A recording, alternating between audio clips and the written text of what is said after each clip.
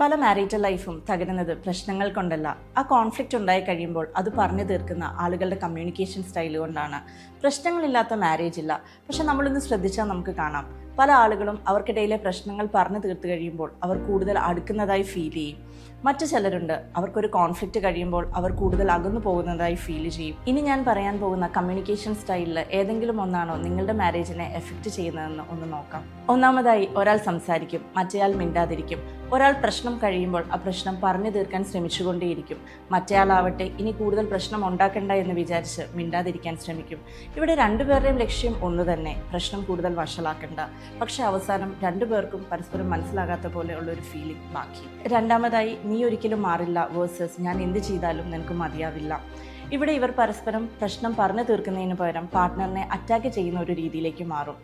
എനിക്ക് വിഷമമാകുന്നു എന്ന വികാരം ഷെയർ ചെയ്യുന്നതിന് പകരം നീ ഒരിക്കലും നന്നാകില്ല എന്ന് പറയുമ്പോൾ മറ്റേ ആളെ സംബന്ധിച്ചിടത്തോളം ഞാൻ എന്ത് ചെയ്താലും ഇവളെന്നെ മനസ്സിലാക്കില്ല എന്ന ഫീലിംഗ് ബാക്കിയാക്കുന്നു. ഇനി മൂന്നാമതായി ചിലരുണ്ട്, ഒരു കോൺഫ്ലിക്റ്റ് കഴിയുമ്പോൾ ആ കോൺഫ്ലിക്റ്റിന് കാരണമായ ടോപ്പിക്ക് പോലും അവർ എക്സാക്ട്ലി ഷിഫ്റ്റ് ചെയ്ത് കളയും. പാർട്ട്ണർ തൻ്റെ വികാരം പറഞ്ഞു മനസ്സിലാക്കാൻ ശ്രമിക്കുമ്പോൾ നീ ഇപ്പോഴും ഇത് പിടിച്ചുകൊണ്ടിരിക്കുകയാണോ, ഇതൊക്കെയാണോ ഇത്ര വലിയ കാര്യം എന്ന് പറഞ്ഞ് അവർ ആ ടോപ്പിക്കിനെ കുറിച്ച് സംസാരിക്കാൻ പോലുമുള്ള സ്പേസ് കൊടുക്കാതിരിക്കും. നാലാമതായി ഒരു കൂട്ടരുണ്ട്, അവർ പ്രശ്നം പറഞ്ഞു തീർക്കാനോ പരസ്പരം മനസ്സിലാക്കാനോ അല്ല ശ്രമിക്കുന്നത്. ഒരു വഴക്ക് കഴിയുമ്പം ആരാണ് ശരി ആരാണ് തെറ്റ് എന്ന് മത്സരിക്കുകയാണ്. അവസാനം രണ്ടുപേർക്കും തോറ്റുപോയതുപോലെ ഫീൽ ചെയ്യും. ഇവിടെ നിങ്ങൾ മനസ്സിലാക്കേണ്ട ഒരു കാര്യമുണ്ട്, മാരിറ്റൽ ലൈഫ് എന്നത് പ്രശ്നങ്ങളില്ലാത്ത ഒരു ലൈഫല്ല.